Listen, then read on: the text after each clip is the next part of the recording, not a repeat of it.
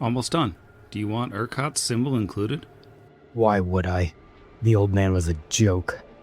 Was unworthy of the title of war chief, and if he'd simply admitted that and stepped aside, he'd still be alive. Either way, I'll not stain my skin with his taint. Vargas Call, newly minted war chief of Clan Mountain Fist, looks down at his right arm. He inspects the intricate new tattoo proclaiming his rank and the reasons he holds it with pride. The tattooist taps the last few lines in with his needle and steps back. It's done, War Chief. Vargas flexes his arm slowly, feeling the tight, almost sunburn-esque pain of the new ink. Good job, as always. I think... He stops talking as he hears a commotion outside the tent. Vargas stands quickly and grabs his sword from where it's leaned against the tattooing cushion. War Chief! The young man, boy really, who pulls aside the tent flap looks panicked. His gaze darts around the tent before finally finding Vargas. Elric, what's going on? Are we under attack? I'm not sure. There's men here. I think they're black horses. Black horses? What do they want? The one in charge, he asked for you. By name. Vargas frowns. Something is wrong. Why would they want to talk to me? Alright, show me where they... He stops short again, as a shadow falls over Elric. A man, roughly Vargas's age, and powerfully built, is suddenly standing behind the boy. I didn't even hear him approach. You're him, then? The man had a higher voice than he expected. If you mean Vargas Call, I am. And who are you? My name is Kevoth Cool, War Chief of Clan Blackhorse. Kevoth Cool, the youngest war chief in the Black Horse's history. The man whose ascension was part of what spurred Vargas to claim the same title among his clan. He looked over his opposite number appraisingly. Cool is shorter than him, but far more heavily built. He has strong features, and his dark colored hair hangs down past his shoulders. He has a sword, most likely a two-hander from its size, with some kind of intricate design on the blade slung over his back. He wears no shirt, but has a loincloth of the dark, hard leather common to his clan, and a cape made of fine horsehair draped over his shoulders. He wears a necklace from which hang several fangs and claws, and what Vargas first thinks is an oversized ruby before realizing it's a chunk of one of the strange, not glass eyes of a gearsman. Cool looks back silently, sizing him up as well. The silence drags on. In Kelled's, both his own clan as well as what must have been the rest of Cool's retinue gather around, slowly closing their little trio in. Vargas, uncomfortable with the attention, breaks the silence first. To what do I owe the pleasure of a personal visit from someone so famous? Famous? Cool smiles slightly as he says it, and Vargas makes his first mistake. Yes, famous. The famous politician who talked his way into a position of power. It must be nice, belonging to a clan that lets you simply perform a few public services, put on a few stunt shows, and get to call yourself war chief. Several of the Mountain Fists laugh at this, and the Black Horses scowl. But Cool simply smiles wider. And it must be so difficult to have such a backwards, barbaric following that the only way you can project power to the other clans is to take your position by force. Though I'm not sure how much force was necessary to kill a single, sickly old man. There are gasps from the crowd of Kelled's, and Vargas grits his teeth. How does he know about that already? Watch your tongue, outsider. Our clans are on friendly terms, but that gives you no right to insult me or insinuate I didn't earn my title honorably. And you do have that right? I simply turned your own logic back on you, just like a politician should, didn't I? I came here to talk, and you started our conversation with the exact same insinuation. The crowd murmurs. There were a couple dozen Kelled's pressing in against the entrance to the tent now. Easily half the clan here watching him face off with this new visitor. All right, I apologize. What are you here to discuss? I'm here to offer you an alliance. clans already have an alliance. Or at least as close to one as any two followings in Numeria can claim to have. Cool shakes his head, still smiling. No, not our clans. Us. You and I. And maybe the rest of your clan's council, if you can convince them. If you're proposing marriage or something, you're rather forward about it. And while I'm honored, you're not my type. Too young. Your hair's too long. Cool laughs. You misunderstand me still. My aim isn't to unite our clans, or at least not just ours. I've already brought several other clans under my banner. Once I have enough support, I'm calling a moot. I intend to declare myself Black Sovereign. It's been decades since we've had one. Numeria needs a king. Deserters from the Crusades are ransacking our borders. Monsters from the Feldales are slaughtering our peoples, and every day the heretics in Starfall consolidate more and more power and unearth more blasphemies from the Forbidden Mountain. We need to come together and form a more powerful nation, and for that, we need a leader. As his speech goes on, Cool's eyes grow wider, and his voice rises. He's a fanatic. And that leader is you? You're younger than I am. You have no great victories or deeds to your name, or at least none that matter. I've heard about your ordeals, and they don't impress me. Killing a few wild animals, doing some fancy dressage. It's nonsense. Just because it was enough to convince some senile old fools back in the Black Horses Council to grant you a title, you think the other followings will follow you. Name you Chief of Chiefs. Really? Cool's eyes harden, and the smile slips from his face for the first time.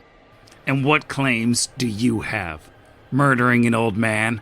Slaughtering a bunch of slavers too stupid to recognize a trap when they see it? Or maybe you think I need to poison more women and children before I'm ready to lead. Vargas's blood runs cold. He can hear his clansmen whispering, see the confused looks on their faces. This man knows far too many things he shouldn't. I warn you to watch what you say, Kevoth. And I again point out that I'm only turning your words back on you. I don't need your support. I have enough other clans behind you, but I thought I'd take pity on Clan Mountain Fist and offer you a chance to join in on something that might lead you back to the greatness that you all lost. And I chose to seek you out, not because you're this clan's war chief, but because you're an underhanded snake who doesn't fight fair. And I could use someone like that by my side, even if he is a child Vargas lets out a war cry and surges forward. He's had enough of listening to this three-tongued bureaucrat. He swings down at Cool with his sword, knowing its sky copper coating won't care about any hidden armor or magic or whatever tech is on the man's own sword. But the other Kellid simply steps to the side, almost lazily, easily dodging the slash. Before Vargas can recover, his own massive sword is in his hand. It flashes forward, and the pain in Vargas's right arm is suddenly far worse than a sunburn. His sword falls from his grasp. He tries to face Cool, but the flat of that enormous blade strikes him across the side of the head and he collapses to his knees, his ears ringing and vision blurred. He shakily tries to raise his hands in surrender, but can't get them up. Stop! I yield! Cool smiles down at him in duplicate. Vargas shakes his head, hard, and the double vision recedes. He raises his hands, successfully this time, and motions his clanmates to back away. Weapons drawn when he went down are slowly lowered. What is it you'd have me do? I'm glad you've come around. There's so much work ahead of us. Cool lowers his bloody sword and offers Vargas his arm, the smile back on his face. You and I are going to change the world. This is Pod Against the Machine.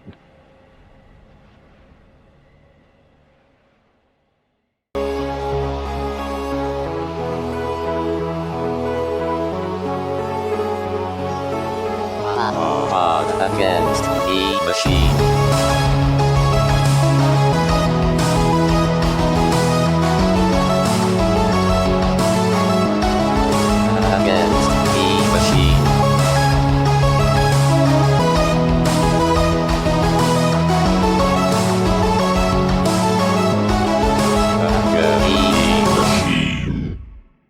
Welcome back to Pod Against the Machine, the only Pathfinder actual play where a multi-part intro turns into a solo Pathfinder adventure. I'm your host, and here's Jero. I'm not sure when exactly this comes out or what format it comes out in, but what happened last week doesn't specifically matter.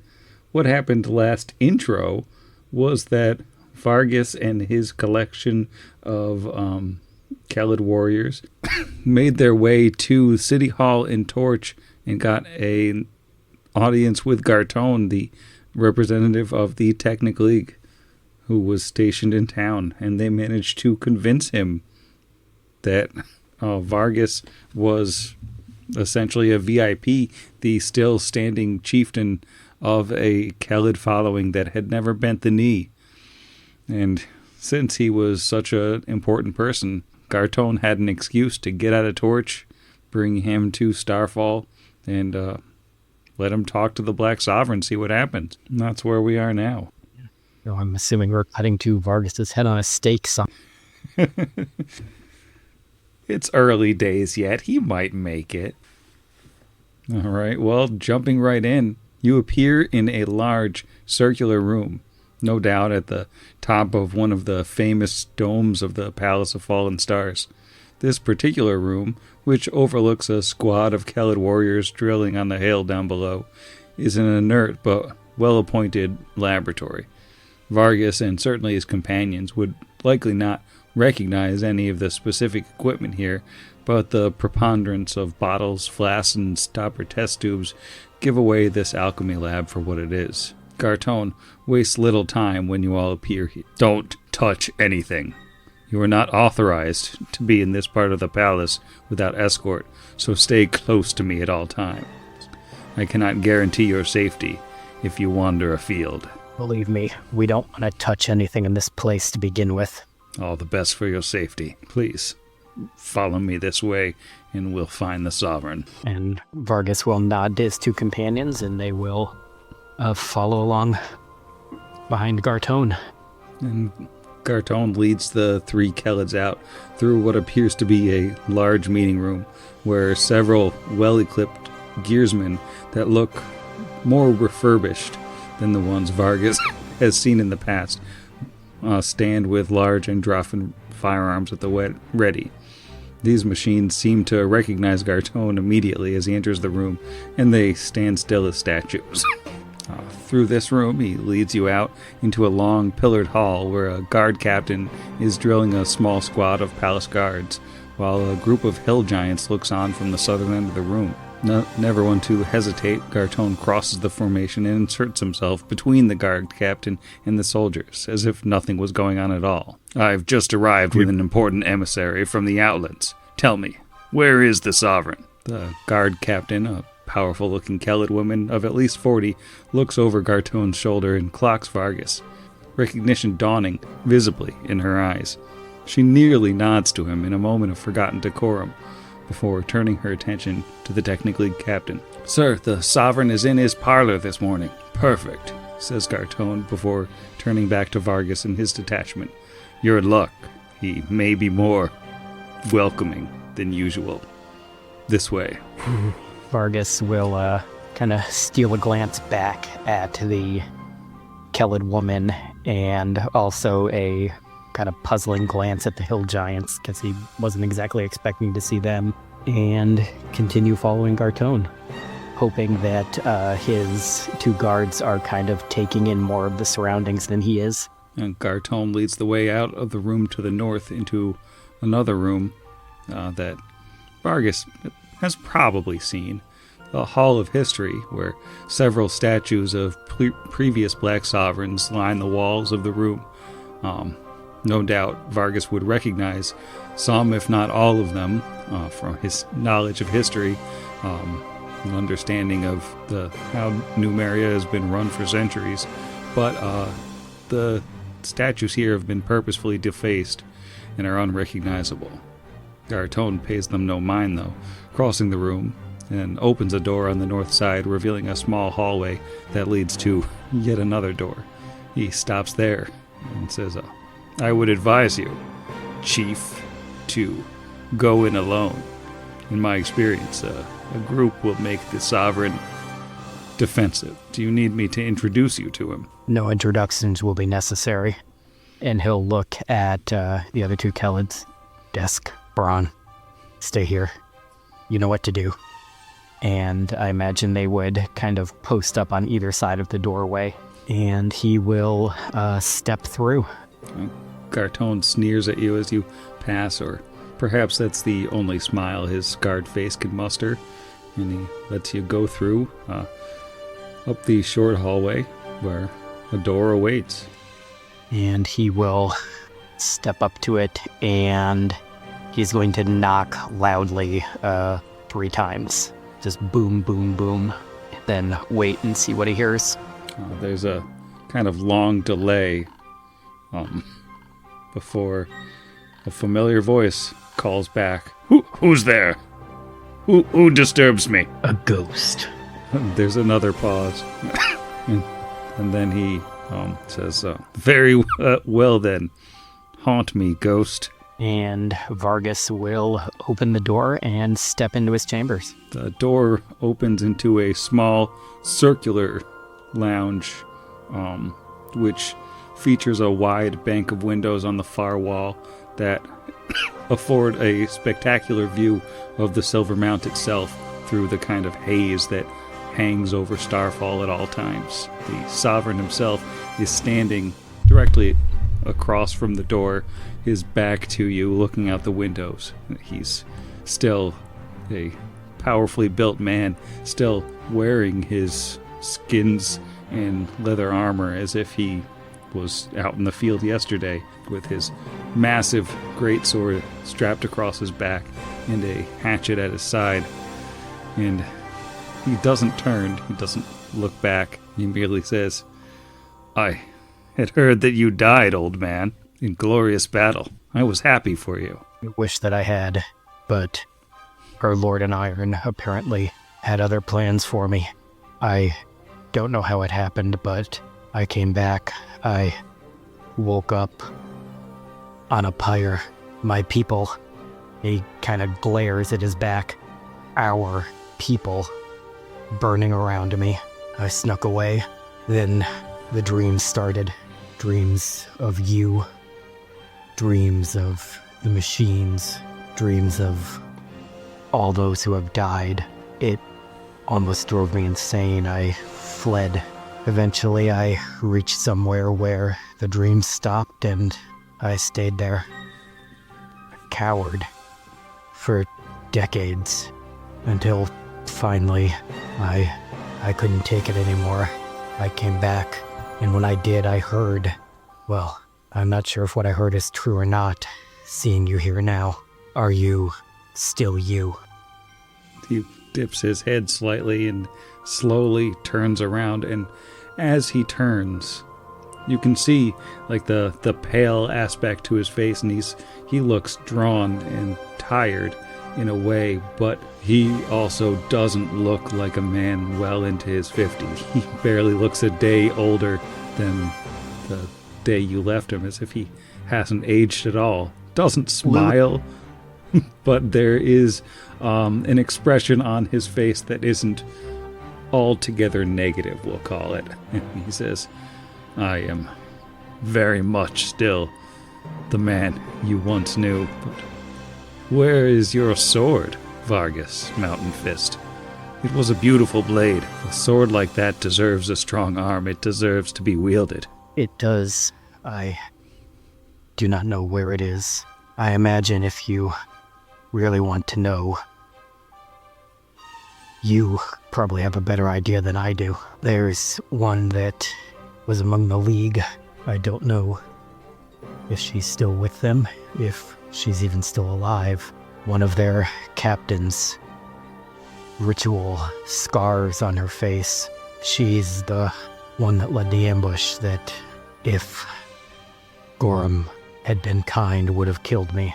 She probably knows what happened. Can't say I recognize the description. It's like as you're getting a better look at him, like his eyes are glassy, his fingers never stop moving, and he keeps shifting his weight from foot to foot. I those witches, they come and go so quickly. They seem to kill each other and then sprout up again like weeds. They have their uses, of course. But you're the same. You can't be the same. I am as I always was and always will be, I think. Oh, this isn't something to do with being sovereign. None of the other sovereigns, they weren't immortal, Kevath. Is it the League? What did they do to you? It's simple. The gods have favored me.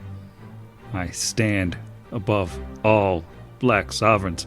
I stand above all warriors in Numeria, in Avestan, in all the world. Gorham has chosen me. I represent him on this world, and I shall walk it until he sees fit to create a sword arm strong enough to strike me down.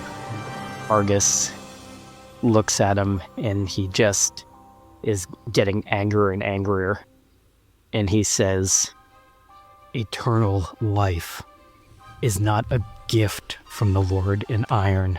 His greatest wish is for us to battle, to die in glorious battle. My living was a curse, and I think yours is too. His fists clench, and he says, one day I will fall in battle, but no man yet walks this world strong enough to stand against me. Don't you understand? I will do the Lord in Iron's work until there is one strong enough to stop me. And what have you been doing to find this warrior?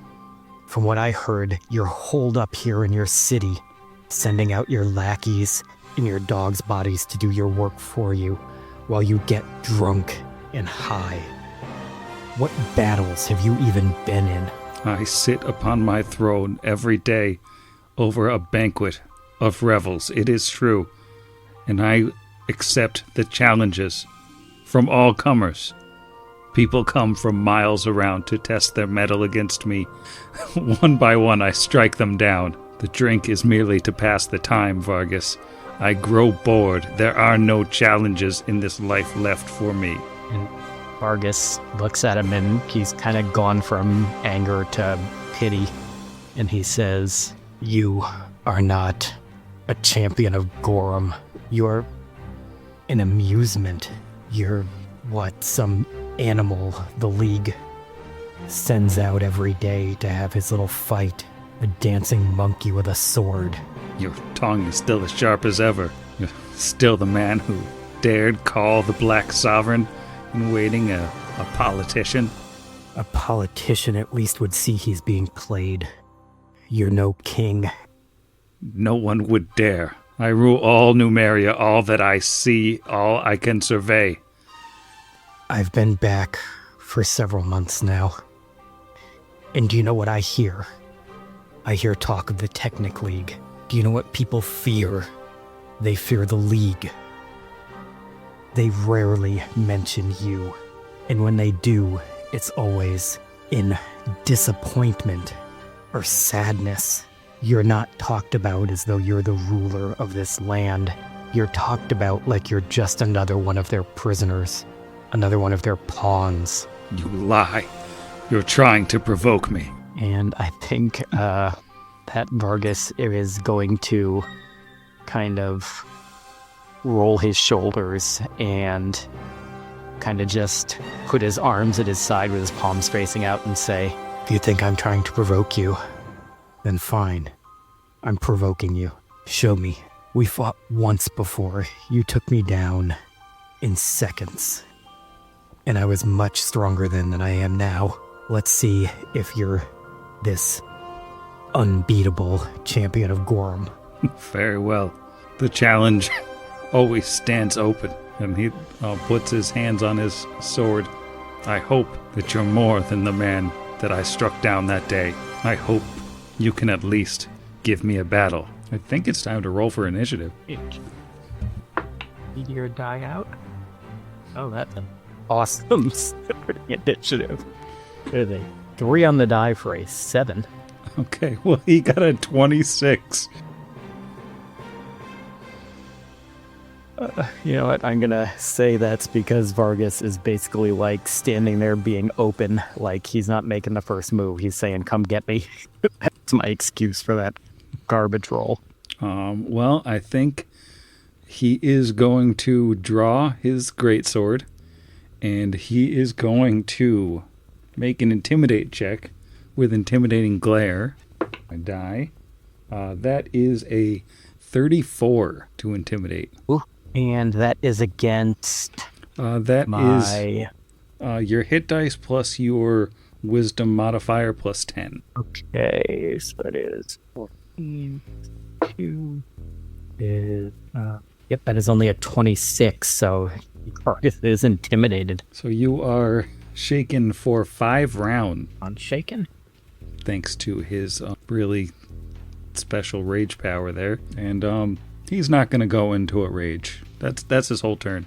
Just the 2 move actions. Right. And Vargas is going to then say, all right, I guess we're going to do this then. And he is going to just try to remember if this is a... I think this is a swift or if this is an action.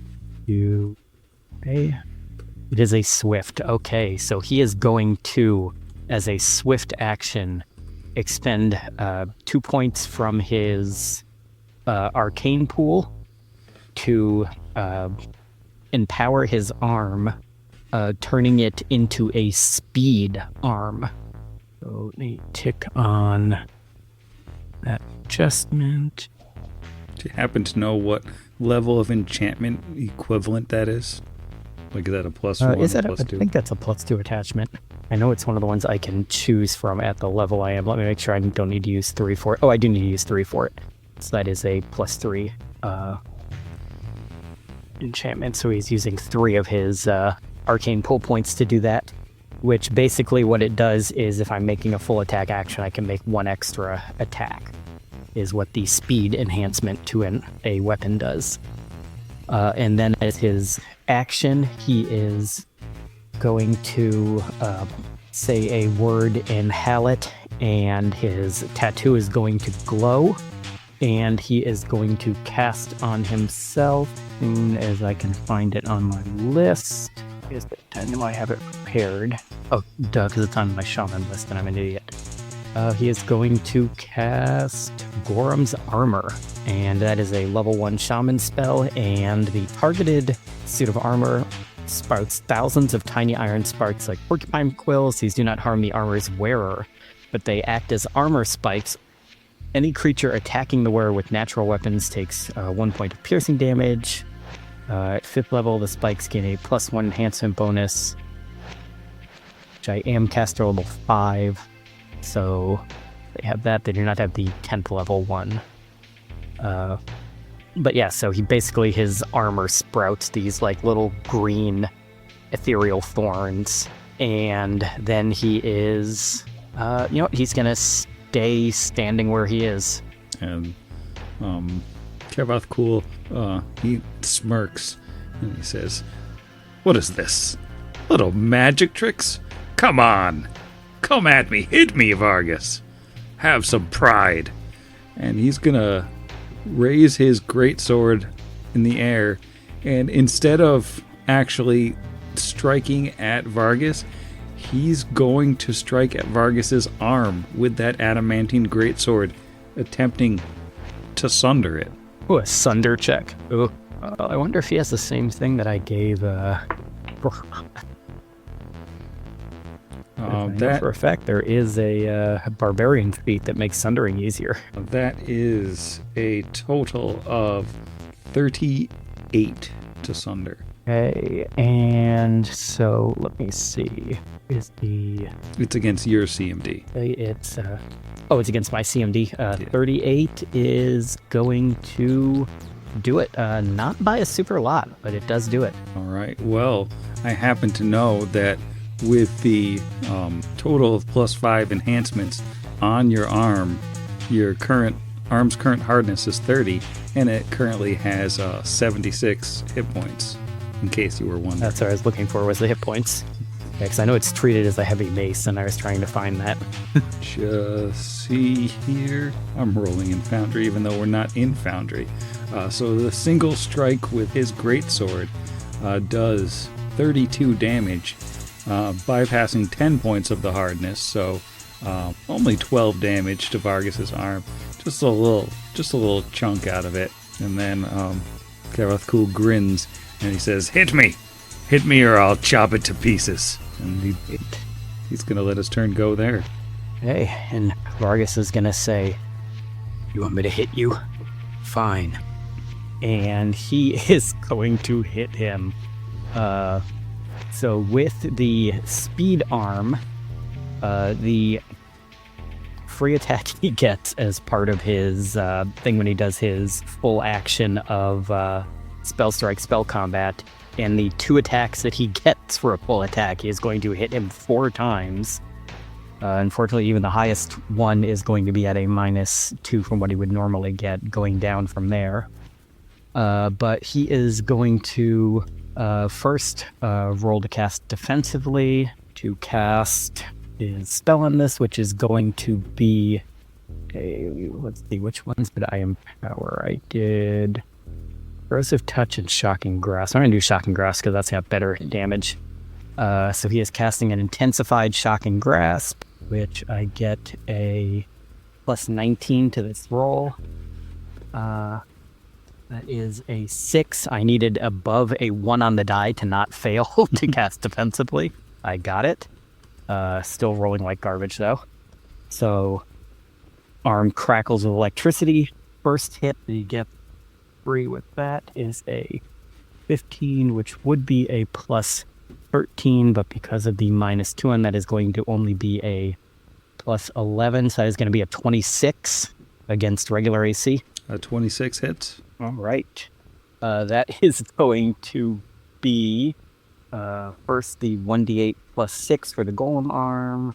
That is an 8 on that, so that is 14 points of slashing damage from the arm. And then he is going to do an Intensified Shocking Grasp. So that will be a d6 per level. But because it is intensified, I can do 10d6 instead of 5d6. And that is a lot of d6s, so I'm going to roll it in the roller because I don't have that many out. That is 23 points of electricity damage. And he's going to do his second swing at what would be his full BAB, but gets a -2 from the speed. That is a 13 on the die, which is a 24. Yeah, that hits. Right, that's 8. That is 10 points of slashing damage. And you notice that the physical blows, they don't all seem to go through. yeah, even with the adamantine. Yeah. Yeah, he's got DR dash. He's just tanking it. Yep. And 1. That is only a 2 on the die. So that is going to be my last one that it's at my full thing. So 2 + 11 is only going to be a 13 to hit, which I'm assuming is a miss even against what appears to be a barbarian. Yeah, 13 doesn't do it. Yeah. And then this last one is only going to be at a +6 because it's final one. Though that is a 20 on the die, so that is a 26. Oh, well, nat 20, roll to confirm. Yep. An 11, so that is only a 17 to confirm. It's still a regular hit. Okay. That is the 2 on the die for another 8 points of slashing damage. And that is his turn.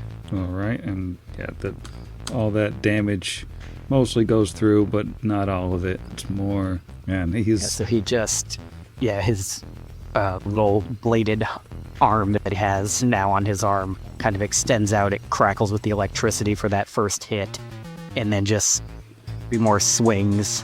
Second to last one, I'm guessing like he dodges or he blocks his sword in between, but the rest all slash at him. And he grins now, just like taking the blows, like, and you're hitting him, and it clearly, like, it does damage, but at the same time, he's, like, tanking the blows, and he just goes like, yes, Vargas, yes!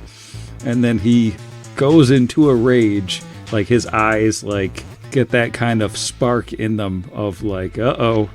And, yeah, he's gonna hit you now. He's gonna hit you a couple times, I think. I'm gonna roll some attacks first, just to see. We have a 37 on the first one. That is going to hit my 29 AC. 37 on the second one. Yep. And a 33. And is that a critical threat? It is not a critical threat. Just missed by one. Oh, good. So 33, 37, 37, 33. So he's just going to slash the damage is going to be real nasty. 3 times with that sword. Yeah, this is going to be Kira levels here. Just a quick 66 plus 81. We're looking at 108 damage. Oh, crap. He's a big boy. I cannot take 2 of those. And, you know, he's smiling like a madman, even though his eyes are, like, glazed over with that rage now. He's just like, come on! And his turn's over. 8. If the damage was drained from a bleed effect, that's what I thought. Darn. I was seeing if my armor stopped any of that, but only drain. Alright. So, Vargas, very hurt from this move, is going to, let's see. You know what? He's going to try to force this. He is going to, would this room allow him to get, like, more than a 5-foot step away anywhere? Yeah, he can. Yeah. Then he is going to first roll to cast defensively. Not a 1 on the die, so I get it. He's going to cast Long Arm, and then he is going to back away by, say, like 15 feet, and that is going to end his turn. And I really wish you were playing 2E where I could heal myself also. And Catoptricon goes, running away already. You're disappointing me, Vargas. I thought you had more in you. And he just, like, slowly, deliberately approaches with that gigantic sword in his 2 hands. When he gets within 10 feet, Vargas will get an attack of opportunity. Yeah, go for it. That is a 14 on the die for a 27. 27 hits. Right. 6, that is 12 points of damage. Some of that goes through. And once he's right up in your face, he says, you know, I dreamed of you, Vargas. I knew you were still out there. I could feel it. I thought you'd bring me more than this, though. And he's going to rear back and hit you again. Right. It is a plan worked, and he can do less than 31 points of damage at a single hit. He has hit you with a 40. Just a cool 40. Yep, that is a hit. Whereas mine... It's as though he is not a character that was built to be fought by a single level 14 PC. You can always fight him one-on-one. It's always available. He's just a big guy. That is 36 damage. Well, that is enough to put Vargas under, though he is going to drop at -5. Vargas goes down. Yeah.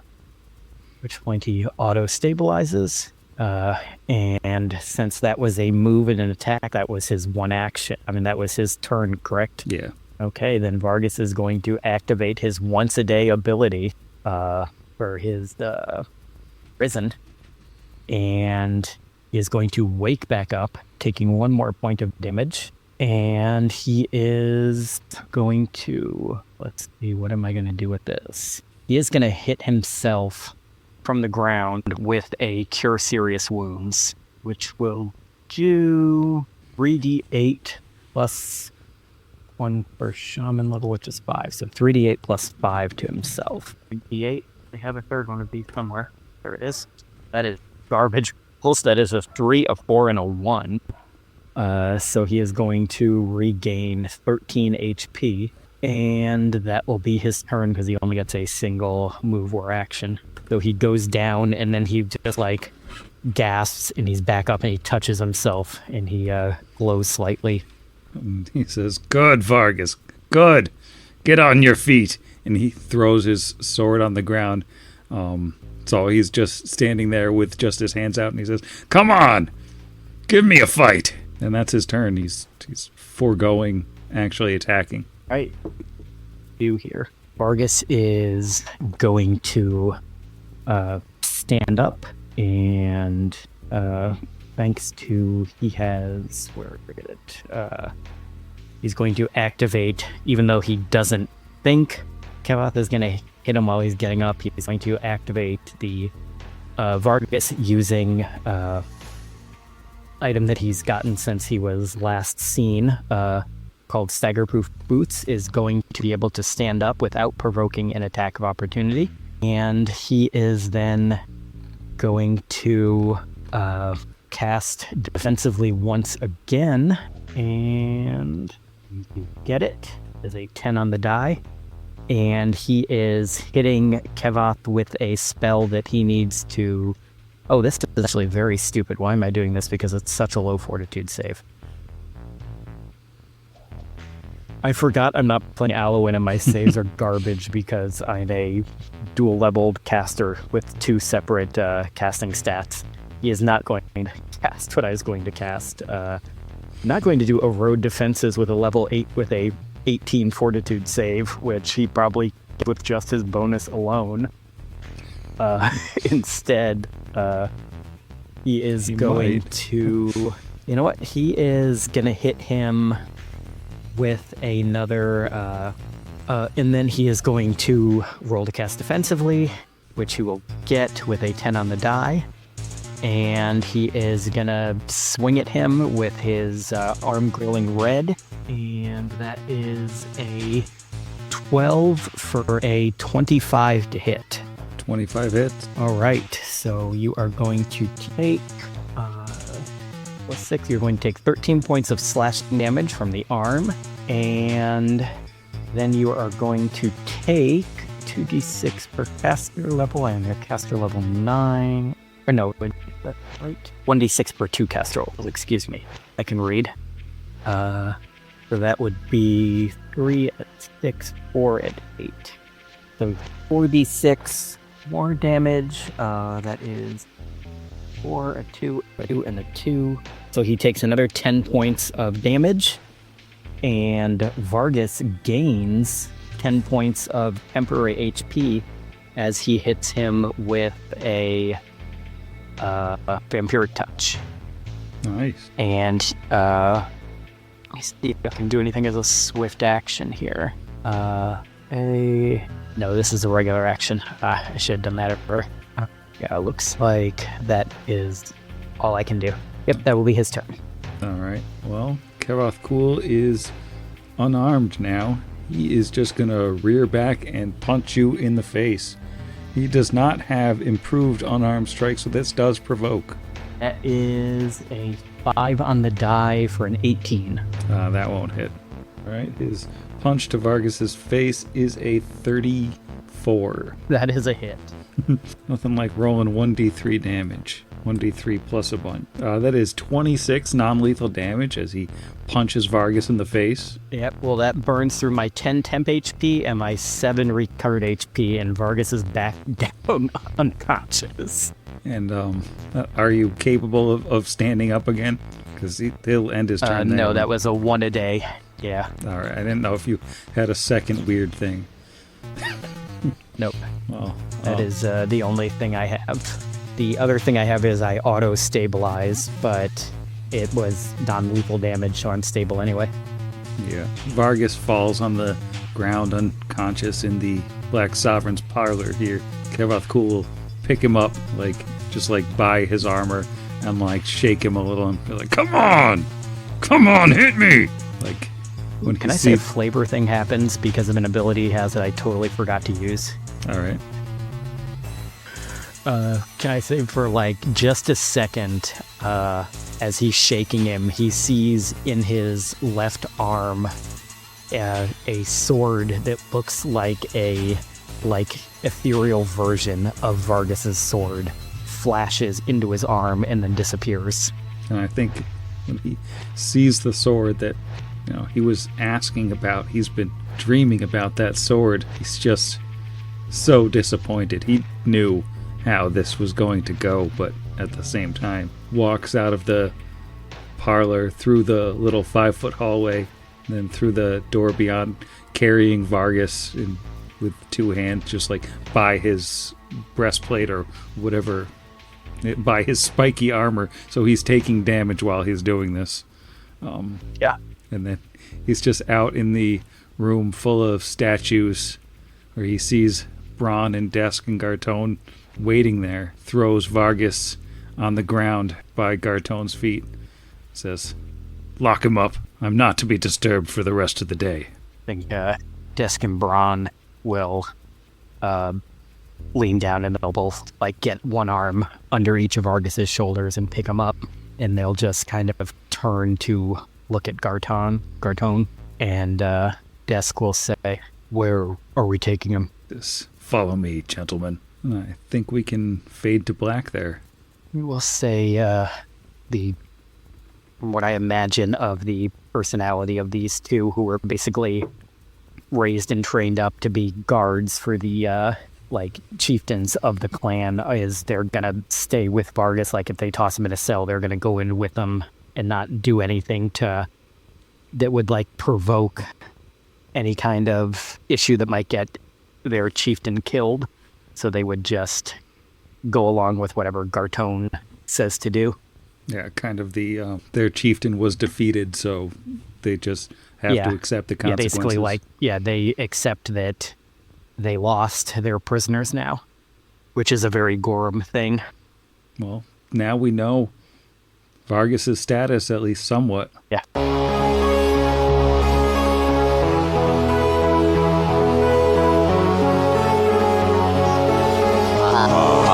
Against the machine.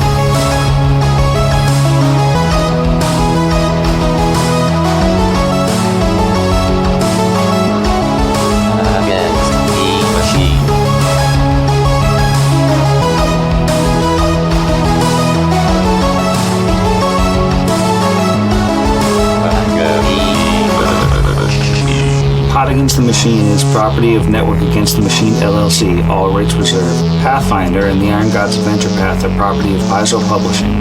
See their website for more details. Theme Against the Machine was written and performed by our own Zach. See the show notes for additional music and sound licensing. If you enjoyed the show, we encourage you to leave us a review.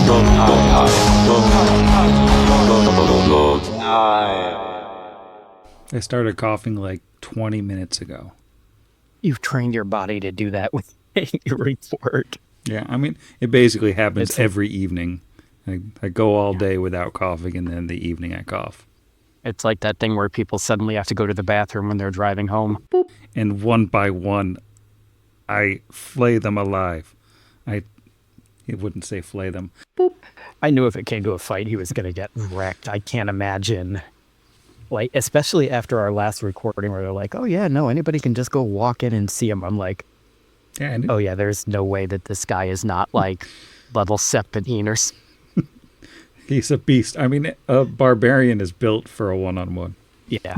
And he's probably got freaking fast healing. He's got DR dash. He's got, because I saw it when I was building up just using the NPC rules to build up Braun. I'm like, wow, even a level 12 barbarian built using you're only picking from this stuff, you're only using this stuff, is still ridiculous. This could probably easily kill level 14 Alloy. Not if Alloin keeps flying away. Yeah. And now Vargas can... Can't believe I forgot to use Ancestral Weapon. So he has one of the things that he gets for being a battle shaman. It's for 5 minutes a day. He can summon an ethereal version of an ancestral weapon that is legendary within his history. I'm like, oh, that's freaking perfect. And I didn't do it. Well, maybe he'll get another chance someday. Yeah. As it is, he's still alive, and he can say he went 5 rounds toe to toe with the Black Sovereign. Yeah. More or less. Definitely. Yeah. No, definitely did better than his first meeting with him where he got knocked down and was begging for mercy after 2 hits.